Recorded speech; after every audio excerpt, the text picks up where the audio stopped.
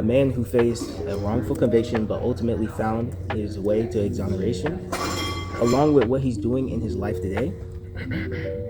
Alan Newton was convicted in 1984 for rape and assault, based largely on unreliable eyewitness testimony.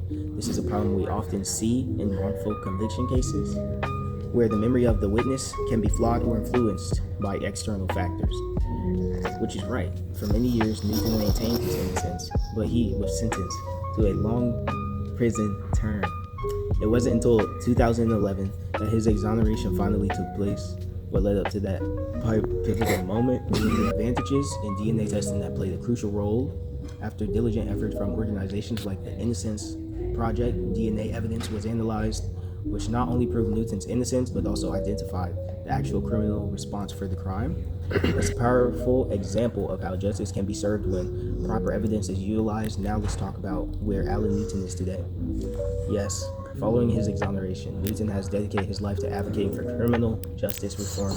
He shares stories widely to raise awareness about the issues surrounding wrongful convictions and the importance of accurate evidence in the justice system. On a personal level, he has reconnected with his family after years spent apart. It's great to see that he is focusing on rebuilding those important relationships and supporting his loved ones. In terms of professional life, Newton is involved in various initiatives aimed at educating others about the flaws within the criminal justice system. He emphasizes the need for reforms that prevent such errors from occurring in the future. His experiences and advocacy efforts illustrate how individuals can turn from a challenging past to a motivating future. Absolutely, and Alan Newton not only fights for his own well-being, but also for others who may be facing similar injustices. His story was an important reminder of resilience and advocacy. It's inspiring to see how he has transformed his life.